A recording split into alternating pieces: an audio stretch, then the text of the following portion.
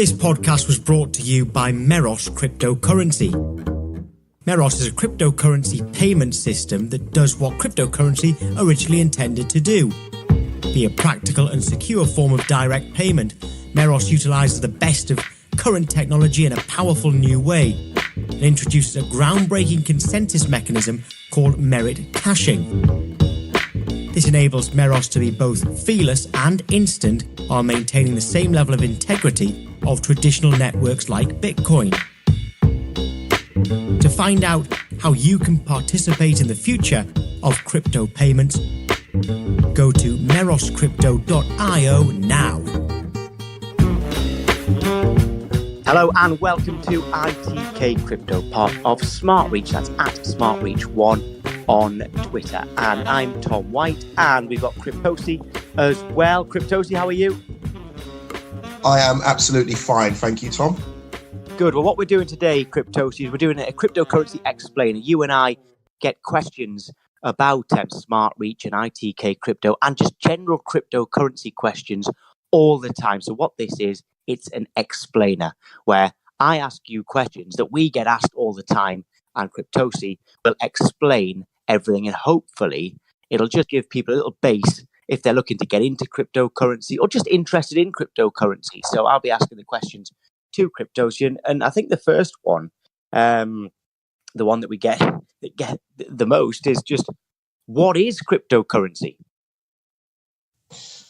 Okay, so cryptocurrencies are a digital form of currency. So if you think of the US dollar or the pound or the euro, cryptocurrencies are just digital forms of that. Now, to a lot of people that may sound alien, but if you consider that, I think this stats from the United States, 97% of all of the money in America is actually in digital form. Only 3% of it exists as coins or notes.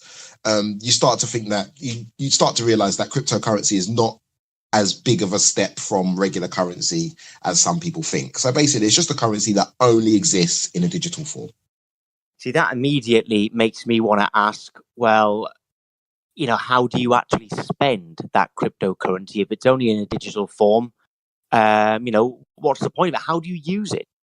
Okay, so as we know, online purchases, which is would be the main use case for cryptocurrencies. Online purchases are growing in number. So the same way that you would make an online purchase with a credit card, you can now make an online purchase with a cryptocurrency. In that, you go to an online store, you place your order, you decide what you want, you put in your shipping details. It will ask you to make a payment. And instead of using the numbers that are on your credit card or debit card, you would send the money from your own cryptocurrency wallet. So you would go into your wallet and you would say, I want to send this particular company this amount of money, and off it goes. So it's quite simple. There are solutions coming on board for credit cards that, I guess debit cards probably a better way to say it. Debit cards which are tied to cryptocurrencies. So you'd get a regular debit card, which we're all familiar with. And in the act of using that debit card, instead of money coming from your bank account, the money would come from your cryptocurrency wallet, which effectively often acts as a person's bank account. So in terms of spending cryptocurrency, it's not too dissimilar to spending regular currency. Okay, so this is something that's, if this is new ways of spending it coming in, is this something that's growing all the time? Yes, it's growing at an alarming rate. I guess the technology itself is about 10 years old. So the technology itself is still brand new, and it's had a real explosion, or it's had numerous explosions over that period of time. Now we're seeing a lot of large companies accepting crypto, and a lot more people actually starting to learn what crypto is, who are not from a tech background. And that's the reason why we're getting so many of these questions, because a lot more everyday folk are coming forward and saying, well, what is this crypto? How do I use it? How do I get involved? Well, you see, most people will have heard of Bitcoin, all right? Now, just to be clear, Bitcoin is a type of cryptocurrency. Tell us more about Bitcoin, and is that the only cryptocurrency? Okay, Bitcoin is definitely not the only cryptocurrency. It is one type of cryptocurrency in the same way that a dollar is a type of fiat currency or regular currency. Bitcoin was the first cryptocurrency that achieved this level of success. There are arguments to say that there were others before it, but this was the first one. This made giant leaps in terms of the technology being very much more decentralized than anything else. So meaning that it's so much easier for people to interact with the software, for people to open up their own wallets and get their own cryptocurrency. Now, there is no centralized entity that can say, no, you can't have an account, or yes, you can have an account. That's one of the things that has really attracted people to Bitcoin. Also, from an economic point of view, Bitcoin is special in that, Bitcoin is special in that there will only ever be a certain amount of Bitcoin created. And that number is 21 million, I believe. With that being said, it then differs to how regular currencies work, like with the pound or the euro or the dollar. We have these situations where a central bank can decide we need more money, so therefore we're going to print more money. With Bitcoin, that doesn't happen. So people who hold Bitcoin don't have to worry about some centralized entity watering down their savings by expanding the money supply. So in itself, Bitcoin, it has a lot of people who believe in it from a idealistic point of view or a libertarian point of view. And there are also people who are interested in the potential gains that they can make by investing in this type of new technology very early. Yeah, it's interesting that there will only ever be a certain amount, of Bitcoin. Is that the same for other cryptocurrencies? We talked about Bitcoin there. What other ones are available? Well, currently there's thousands, and it's to a point where you could probably create your own cryptocurrency now within an hour or so. Maybe not every single person, not any like Tom, Dick and Harry could, but a reasonably technically minded person would be able to create their own cryptocurrency within an hour. So there are thousands, and they have the ability to create thousands more. The thing with cryptocurrencies are you set the rules, so you set the parameters.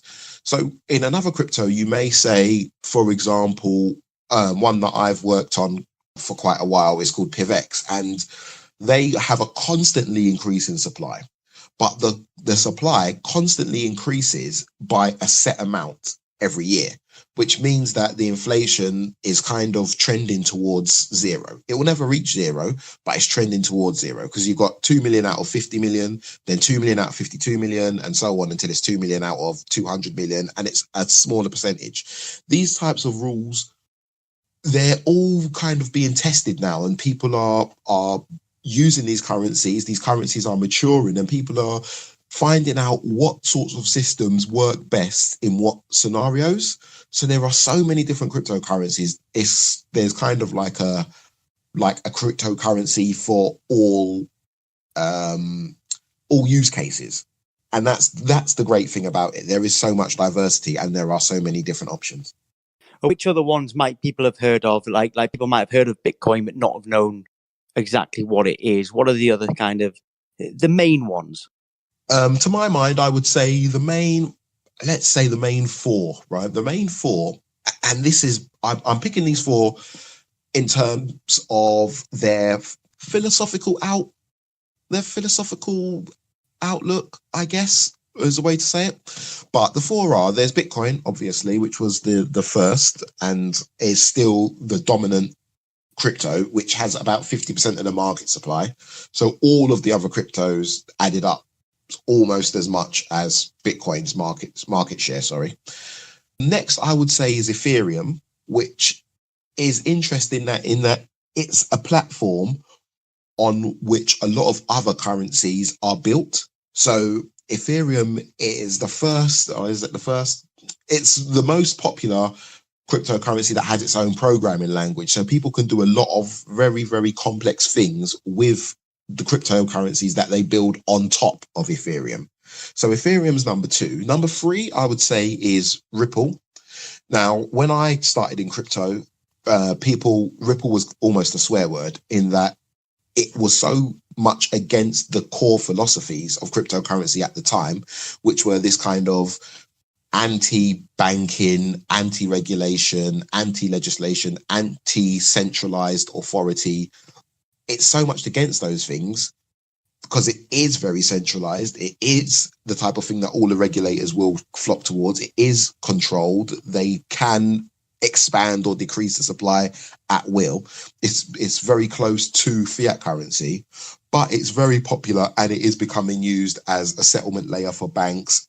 And it's going from strength to strength. I think I read something today saying that they were going to be included in, I can't remember. I'll have to link that in the description because I can't remember. But so that's the third one. And finally, I would probably say Dash. In that, Dash is the first project to take governance very seriously.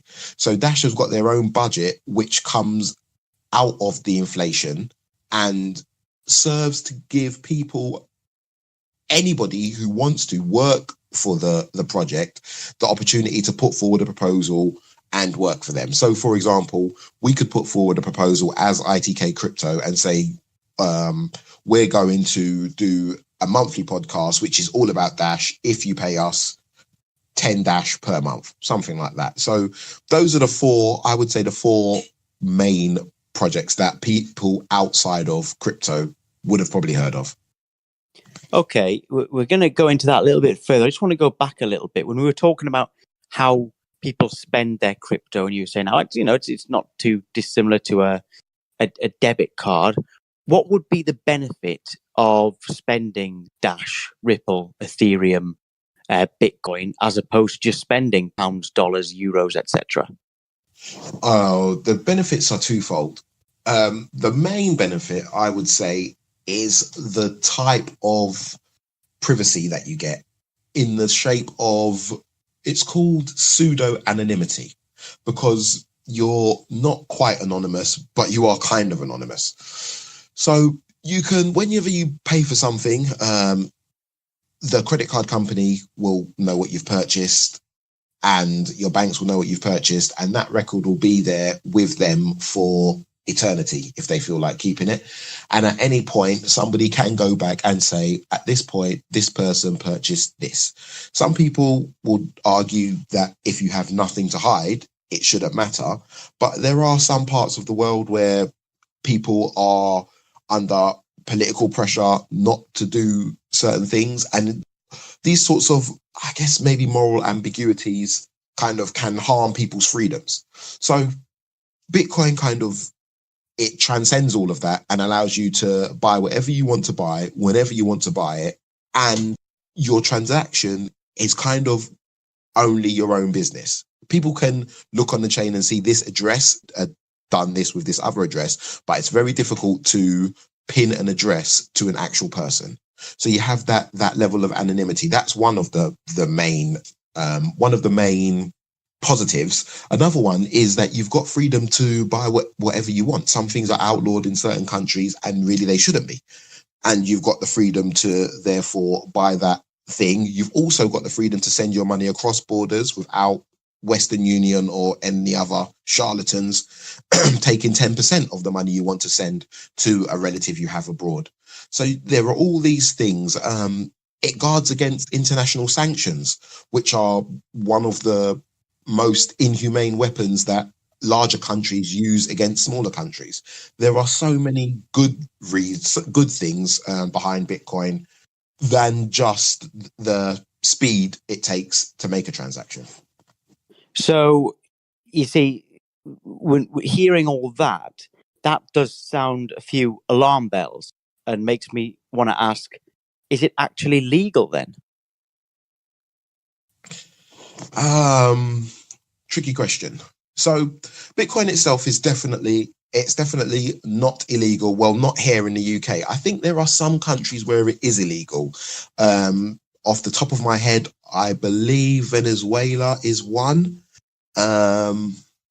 generally, generally, to be fair, generally countries that have got quite tough financial conditions are the ones who are kind of shying away from crypto, because governments use money as a way to control their citizens. And if you're struggling to control them with the money you've got, you definitely don't want crypto coming in and usurping all of your power. So it's not illegal. However, of course, the same as with cash or with regular money, even credit cards or debit cards, you can use them.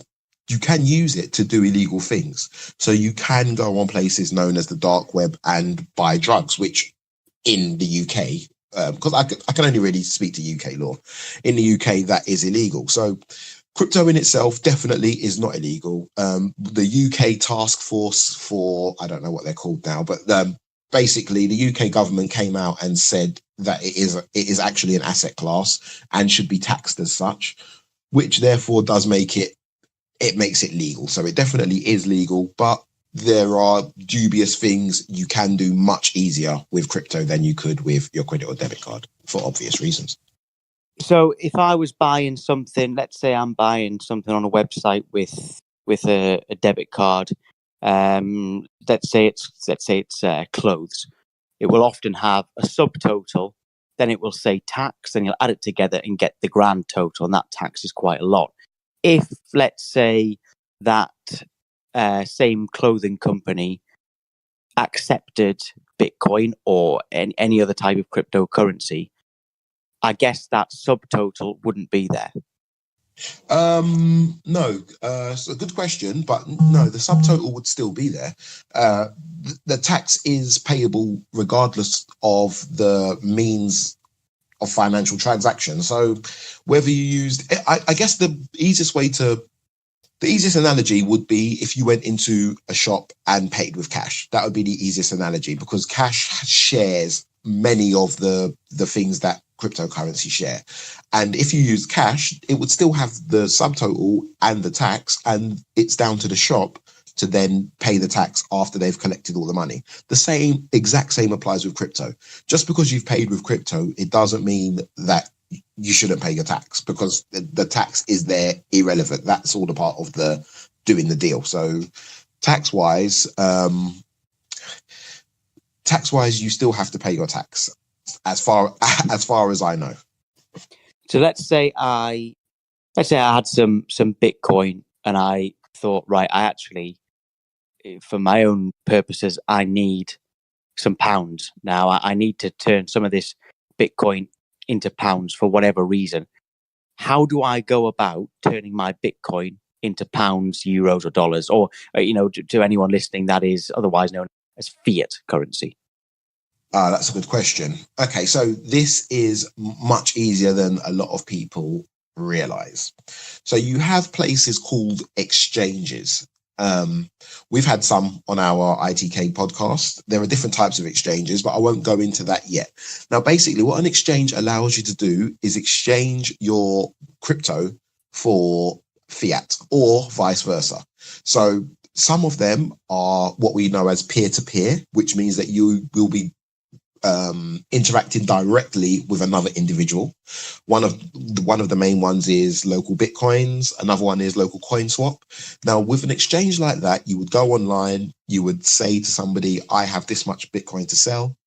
They would say, okay, I want to buy it. You'd agree a price. You would then either meet the person if you wanted cash, if you wanted pound notes or coins, or alternatively, you could then have them wire you the money to your bank account. And once it's arrived in your bank account, you would then send them the crypto. So moving between pounds and crypto, or fiat and crypto, it's becoming easier and easier. Despite some banks being hostile towards it, it is becoming easier and easier. It is now, however, clearly now it's been identified by the UK government as a taxable event. Okay, so that's one way in terms of person to person. Is that? But you said there was another way of exchanging. I mean, in terms of both selling and buying Bitcoin. This podcast has been brought to you by Rhubarb Media. Rhubarb Media are the branding specialists behind successful crypto projects such as PivX, Vendible, and Libertaria. The Rhubarb style is both loved and respected the world over. So if you want your project to appeal to techies and everyday users alike, give Rhubarb Media a try. You cannot possibly be disappointed. Link is in the description. Yep. So the other way would be to use a more centralized exchange, which is a bit more like how you would get into and out of the stock market, where you would go online, there would be markets there, you'd have the little charts with the green candles and the red candles and all of that other financial jiggery pokery, and you would put what was known as a sell order to sell your Bitcoin, or a buy order to buy your pounds. Once you've done that, you then withdraw the money from that centralized exchange in the similar way as you would withdraw your money from PayPal, and it will arrive in your bank account in your designated currency. So it's always very simple, I guess, once you've done it for the first time. As soon as you've done it once, you realize it's a very simple process. Have you seen, I mean, you've said two ways there in your personal experience. Have you found one to be easier than the other? Have you found problems with either way of doing it? So to recap, you can do it in two ways. You can do it person to person, or you can do it on an exchange. It sounds to me like the exchange would be easier because it's just at your fingertips. Okay, so here's where it becomes a bit more tricky. The banking incumbents, the big banking giants that we know today, they're quite crypto hostile. So there are loads and loads of documented cases of people dealing with cryptocurrencies with these centralized exchanges and then having their bank accounts closed down. So bearing that in mind, in this current climate, when we're recording this in March 2019, I would still suggest that people don't use their bank accounts to do crypto trades. I would still suggest you meet the person in person, provided it's feasible. If you're trying to do large transaction, then you're just going to have to take your chances and collect cash and then pay the cash into the account, because a lot of banks will close your account down, unfortunately, because you're doing something that they don't like. And it screams to the reason that we need crypto, another reason why we need crypto, in that these banks have got a bit too much power and they're a bit too under-regulated, and they're not being watched properly for these type of anti-competitive behaviors. It does sound like they're just basically they're scared of not having control. Does that sound about right? Yeah, that sounds about spot on. I guess. See, this is it. I guess it's the world we live in that they've got interests to protect, and it's within their interests that these cryptos are not used by everyday people. It's not that they dislike the technology, because they are building their own crypto projects. JP Morgan, one of the biggest banking institutions in the world, recently announced that they're building their own blockchain and their own cryptocurrency. So it's not as if they don't like the technology. They just don't like to not have control over it. And that's really where the problem is. So until we see some kind of anti-competitive laws put in place, which may not be for a long time, to stop these banking groups from closing your account if they find out they're using crypto, until we see that sort of thing in place, I personally am very, very cautious about how I interact or how I use any bank accounts for any crypto related activity. So that would be the only thing I would say against the centralized exchanges. Okay, so with that in mind, let's say I want to sell my Bitcoin and I want pounds, and I meet someone in person and I sell my Bitcoin for whatever the price is, and I've got my pounds, I've got it in cash.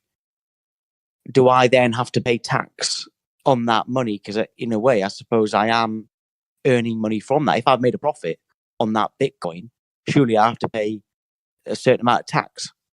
Yes, and the tax guidelines recently released within the last, I think it was maybe 5 months ago. I think it was October last year. when the task force paper came out, and shortly after there was tax guidance on it, and the tax guidance clearly says that these cryptocurrencies are viewed as assets. So if you buy £100 worth of cryptocurrency and it goes up to £200, you've got taxable capital gains on the £100 that you've earned. So you should pay that tax. I guess it's 20% at the moment, something like that. You should pay that tax on that particular taxable event. It's the problem that HMRC have got is that it's almost impossible to enforce, because how would you know?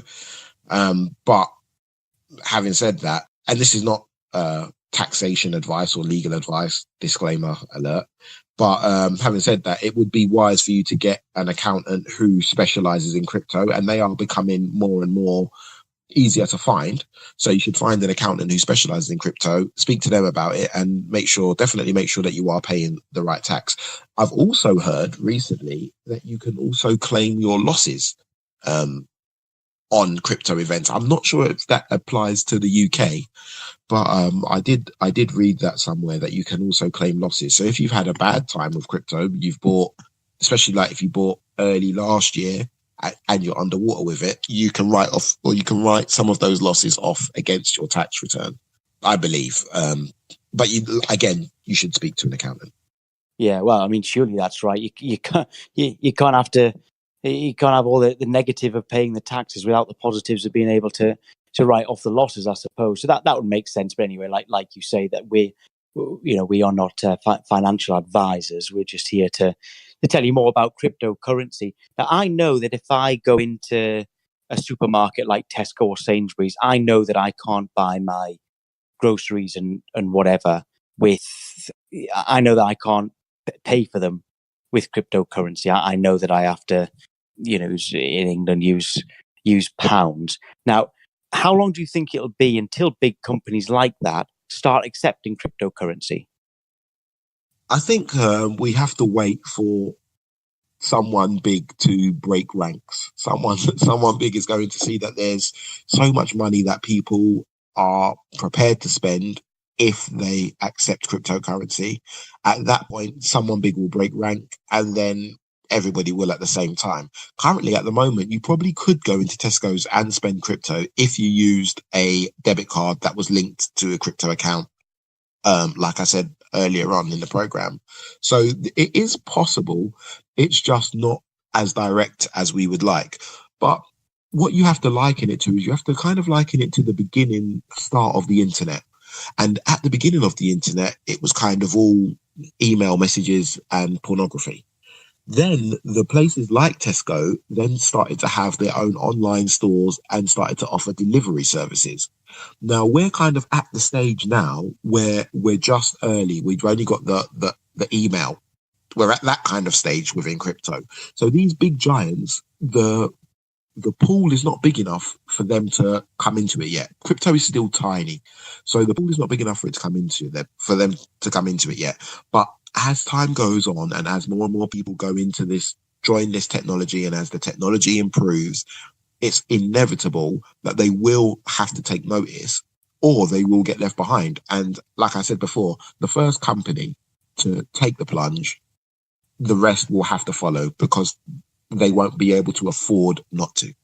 Okay, and so, I mean, what are the biggest companies that we know of that would accept cryptocurrency? Not in terms of it being linked to a debit card, but in terms of being able to switch it, via an exchange or something. Okay, so the biggest company to accept crypto, as far as I know, is probably Overstock, who are not that big in the UK, but they're huge in America. I think you can pay for some Microsoft services with crypto. I believe Dell were accepting crypto for a while. I'm not sure if they still are. So there are quite a few companies, big companies, that are accepting crypto. And then there are a lot of third-party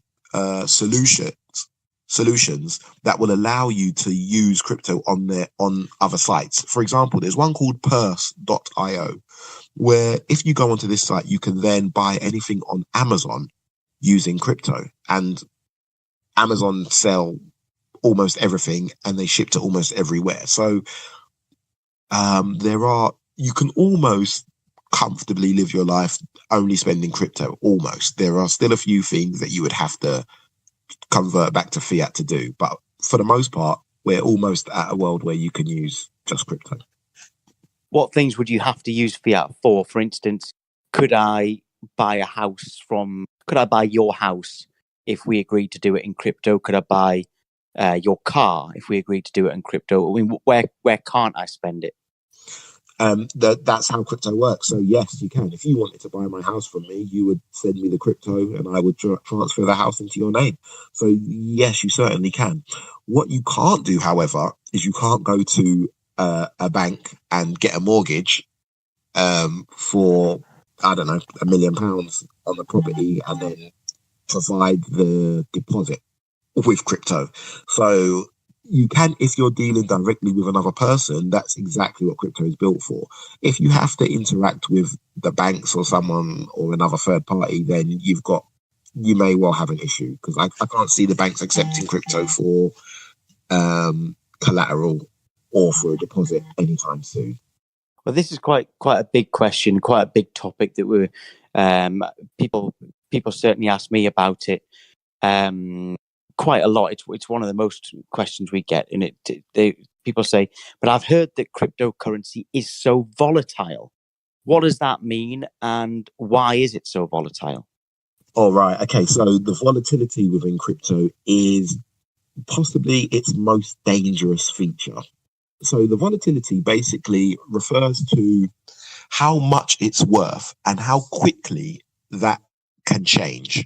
For example, at the start of 2018, so we're talking 15 months ago, at the start of 2018, Bitcoin was worth $20,000, roughly about £15,000. Today, Bitcoin is worth $4,000, roughly £3,000. So you're looking at a shift in value of, what would that be, 75%? Roughly, yeah, give or take 80% even. You're looking at a shift of about 80% over the course of just over a year. Now, if you could imagine that happening to the dollar, it does happen to other currencies. I think the Argentinian peso had such a drop, or I think it's the Venezuelan bolivar, I think it is. They've also had meteoric drops similar to that, but that is very rare. And in crypto, it's the norm, and it happens kind of like all the time. You could wake up one day and Bitcoin is the value of it has moved 10%. So against the dollar, the value of Bitcoin could move tomorrow between 4,000 to 3,600 or 4,000 to 4,400. That could even happen within minutes. I remember one day when it dropped from $250 down to $80 in the time it took me to walk from upstairs in my house to the front door. So sometimes you do have these kind of flash crashes and those sorts of things. The volatility for me is quite a big issue. The reason for this volatility is sheerly the size of the market. Because the market's still so small, big players can move the value up and down at will. When the market gets a lot bigger, there'll be a lot more bigger players, and then the few individuals won't be able to make those massive moves happen. So it's just a case of, if volatility does bother you, it is trending upwards. So if volatility does bother you, then just try not to move in and out of crypto too frequently. Try not to panic when the price falls, and try not to be too euphoric when the price raises. Yeah, I guess what I've heard a lot from experts in cryptocurrency is that, it's not something to buy and sell quickly. It's something to actually have long term. Well, yeah, I would definitely agree with that. There are day traders, and there are people who do what they call technical analysis. So they would look at the chart over the past 3 months and then say, well, based on the 3 months that it's done, it can either go up, down, or sideways. So therefore do X, Y, or Z. All of that kind of stuff. To me, I guess because I can't get my head around it, I don't believe it to be accurate enough to wager a bet on. So I generally stay away from that sort of way of thinking, and I'm more about the fundamentals. Does the technology still work? Are people still using it? Are more people using it? If the answer to all of those things are yes, therefore it's worth putting your money into. That's the way I see it. Well, Cryptosi, are there any more questions that you get a lot that that you think we need to clear up on this explainer? I think the only thing I do like to always say is that when approaching cryptocurrency, you have to really kind of clear your mind of all the things you've learned thus far. So we've always lived in a world where we've been quite lazy with looking after our own money. We've just put it in the bank and we're happy for the bank to look after it. If someone steals it from the bank will replace it. So we've been quite lazy with our own security. Cryptocurrency doesn't allow you to be that lazy. Once your money is on your machine, you need to be careful how you use your machine. If you're keeping money on there, you need to be careful which sites you visit. You need to be careful what you download. You need to be careful what you do with your passwords. You need to be careful of all of those things. You need to make sure you back up your wallet regularly. So there's quite a lot of learning that you need to do. Or maybe not a lot of learning, but it's mainly in changing your mindset and realizing that you have to be a lot more responsible for protecting your own money or protecting your own value. You have to be a lot more responsible with that. I think that's the main thing I would say to people entering crypto. Other than that, just approach it with an open mind and enjoy it. There's so much to learn. A lot of the people, even now that it's kind of become more of a money-making exercise than a liberation exercise, even now there are still a lot of very interesting people within the space. So yeah, just enjoy it and be careful. Definitely be careful, but enjoy it. See, when you say be careful, I would have thought that having cryptocurrency would be particularly safe. But are you saying that actually people can steal it, relatively easily? I don't know. For someone to steal your cryptocurrency, there has to be some element of neglect on your part, or the currency that you're investing in has some kind of flaw or some kind of bug, some kind of problem. I would say I personally am much more confident in the money that is stored in crypto than I am of money that's stored in the bank. I think it's more likely that a bank will close or there'll be a bank run or some kind of huge issue with the money in the bank than it is that, for example, Bitcoin will find a fatal flaw. I think it's much more likely the bank will break before Bitcoin breaks. So I'm a lot more confident in Bitcoin, but I know how to secure my Bitcoin. So I understand that you have to have a hardware wallet. I understand that you use a machine. If you do use a machine for your crypto, you don't use it for anything else. So I understand those things. Some people who are just entering may make the mistake of storing all of their crypto, for example, on an exchange and leaving it there. Then the exchange closes, you lose all your money.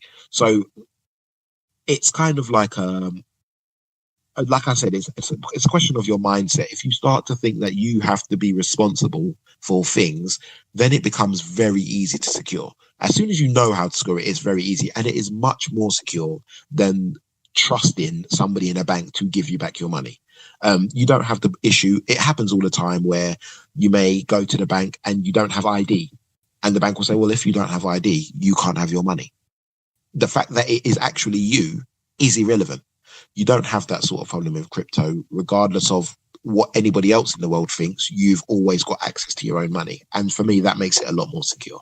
Okay, well, Cryptosi, thank you very much indeed for your insight there. I hope we've answered all of the general questions that the listeners may have. And if anybody else are now asking you about cryptocurrency, please pass this on. Please send them to this link that you're listening to it on, and we know it's available on YouTube and also on iTunes as well. And it will be our pinned tweet on @SmartReach1 on Twitter, and you can speak to both of us. I am at Tom White Media, no spaces, on Twitter, and it's at Cryptosi. What's your Twitter handle? It's at crypto_SI. Sierra Indigo. Okay, great stuff. So any further questions, get to us. But of course, the best way is to tweet us at SmartReach1. We hope we've answered all your questions today. And thank you, Cryptosi. Thanks very much, Tommy. This show is brought to you by PivX, private instant verified transactions. With its groundbreaking zero-coin staking and masternodes, PivX is the top privacy currency. Feel free to trade some on Binance or Bittrex. And for more information, go to www.pivx.org.